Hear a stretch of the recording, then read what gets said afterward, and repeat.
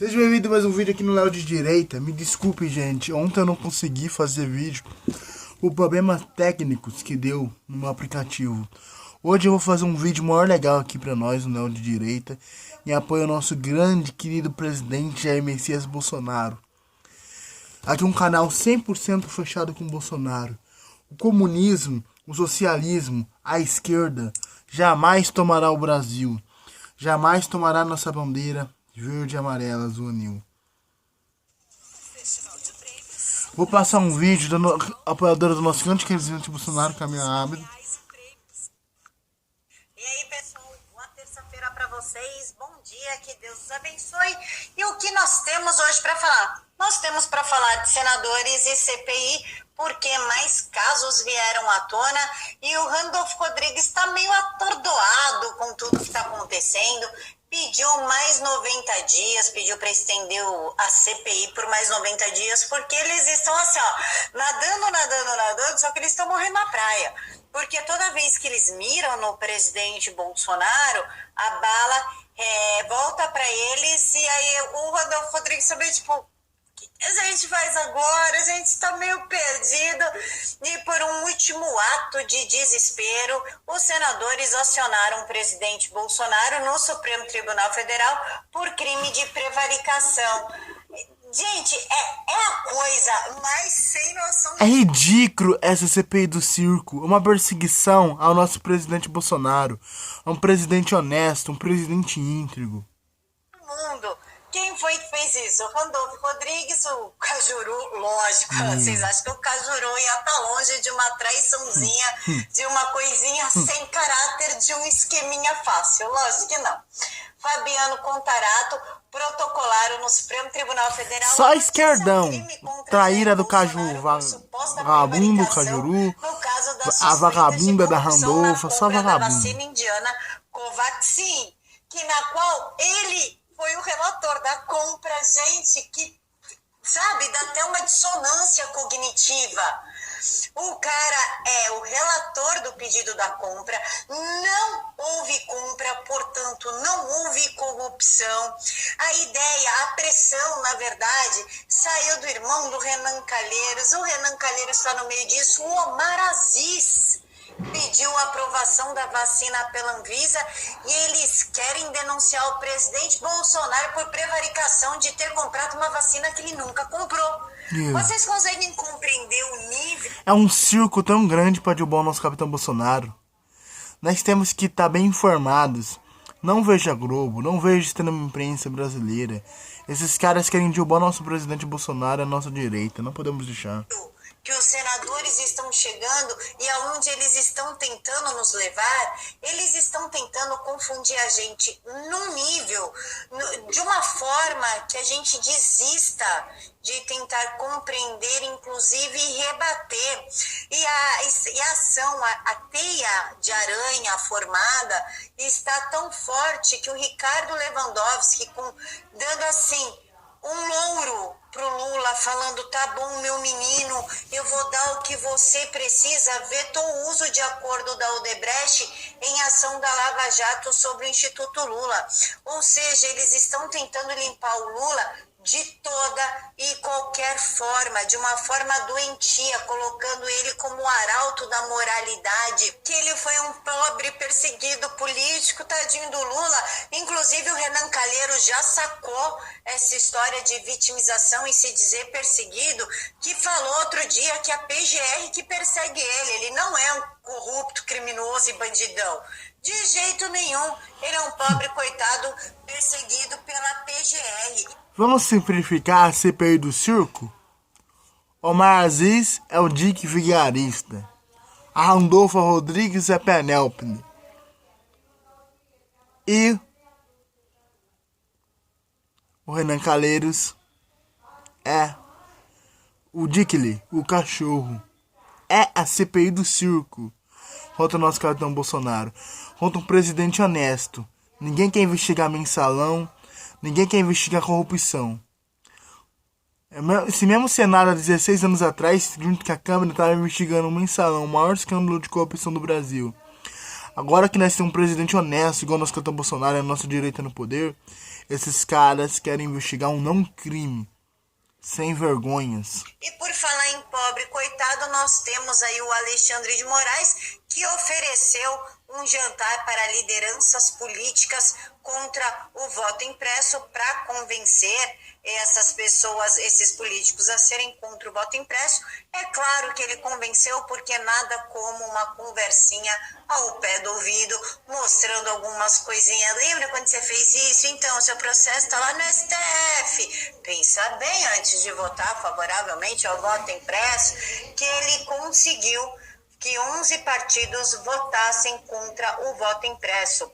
Moraes articulou-se por união de partidos contra o voto auditável. Entre eles estão Bruno Araújo, do PSDB, Paulinho da Força Solidariedade, Baleia Rossi, do MDB, Orlando Silva, do PCdoB, e quem votou contra o voto impresso, para surpresa, inclusive, da deputada federal Bia Kicis, até o PSL e o PP. Ou seja, houve aí uma articulação muito forte, não somente do iluministro cabeça de ovo Alexandre de... Vou falar um negócio, gente. Eles têm medo do voto impresso, pura verdade. Porque com o voto impresso, nós que votamos Bolsonaro, é certeza que é reeleita a nossa direita. Porque o nosso candidato Bolsonaro é popular. O Lula, a esquerda, só volta se for sistema eletrônico. Só. Moraes.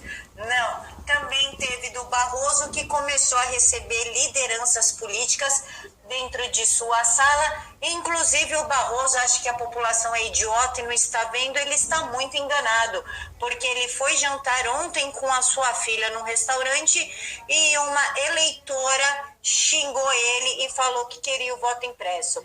Barroso é constrangido em almoço no Sushi Leblon por polêmica do voto impresso. A filha do ministro relatou que a mulher estava filmando e gritando. Uma mulher começou a gritar: "Estamos de olho em você, hein, ministro? Voto impresso. Nunca mais vai almoçar no Rio de Janeiro se não tiver voto impresso." A garota reclamou para a jornalista do Globo, dizendo: "Gente, cara, medo do que vai acontecer com o Brasil em 2022. Acredite, nós também, porque como seu pai, o Alexandre de Moraes, articulando contra a democracia e a transparência do voto, que é direito do povo, que é a característica principal de uma democracia, nós também temos medo do que vai acontecer com o Brasil em 2022, quando a Corja, que seu pai trabalha, apoia um condenado chamado Lula, tem ligações com o Foro de São Paulo e com a China. A gente também tem medo, acredite.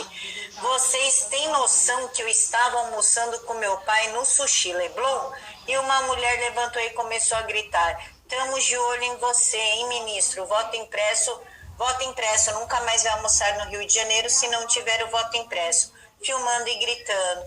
Pois é, agora você descobriu, minha querida criança, a força do povo, que o povo não é idiota e que o povo está de olho em cada maldade e articulação que vocês estão fazendo contra o Brasil, contra o brasileiro. E por falar contra o Brasil e contra o brasileiro, nós temos que falar de Gabas, Sputnik, Lula e CPI, e juntando toda essa receita nós temos 2 bilhões de reais.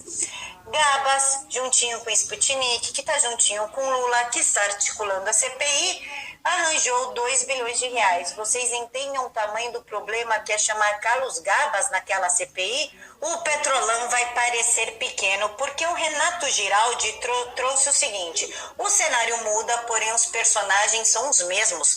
A Dona Maria foi presidente da Caixa na era Lula. Seu grande feito foi abrir um escritório da Caixa na Venezuela. Sabe onde a Dona Maria trabalha hoje? Sim, com Gabas, lá no consórcio do Nordeste. Aí eu fiz assim: não é possível, por que abriria uma agência da Caixa na Venezuela? Eu espero que o Renato esteja errado quanto a essa afirmação, porque seria mais um soco na cara da sociedade que passou batido pela gente com tanto desvio de verba para Cuba, Venezuela, China, Coreia do Norte, África, enfim. Gente, o pior de tudo é que é verdade. Foi em 2009. Caixa Econômica chega à Venezuela. A pedido de Lula, banco ajudará Hugo Chávez a financiar urbanização das favelas com o nosso dinheiro. Urbanização das favelas de Caracas, do nosso bolso. E por isso que o Lula, na entrevista que eu trouxe ontem para vocês, ontem à tarde, para quem não viu, o Izinho está aqui, ele falou que ele sempre foi um grande admirador da China, que quando ele era presidente no Brasil, ele fez questão de se aproximar da China e se afastar de países capitalistas, né? Então ele deixou bem claro que ele tentou jogar os Estados Unidos de lado, se aproximar de países comunistas para tentar transformar a América Latina num grande cinturão vermelho com a ajuda da China. Ele deixa claro que de 2003 a 2013 ele manteve relações fortes com o Juan, não sei das quantas, que era presidente na China. Então eu acho que está cada hora mais claro do que eles realmente estão armando para o país, com a China por trás disso tudo, inclusive dando dinheiro para sindicatos, para a Folha de São Paulo, para diversas mídias, estão pagando influencer para falar bem da China aqui no Brasil. Então, nós já estamos vendo a campanha de desinformação, a tática de guerrilha, destruir a imagem do Bolsonaro por narrativas e mentiras. O Lula age por detrás das cortinas, a China injeta dinheiro e, claro, seus atores principais, também chamados de ministros do Supremo Tribunal Federal, faz todo o resto. Inclusive, como diz o Kim Paim, a coisa já está escandalosa, fica ainda mais obscura quando três coisas acontecem. O vendedor da Sputnik é amigo do Lula. Lula fez a ponte para comprar a Sputnik, o maior lobby da história da Anvisa, em 22 anos foi feito por um ex-deputado do PSD para comprar a Sputnik. E quem é do PSD, gente? É o Omar Aziz. Então aqui nós temos o irmão do Renan, o filho do Renan, o Omar, o Randolph e o Kassab, tudo envolvido nessa geleia, nessa coisa absurda que está acontecendo. E nós não podemos fingir que não estamos vendo isso, não tem como. Essa CPI do circo é para tentar desgastar o nosso presidente Bolsonaro, é para tentar desgastar nosso país. É uma CPI circense, Bolsonaro 2022, direita a volver. Fingir que não estamos vendo.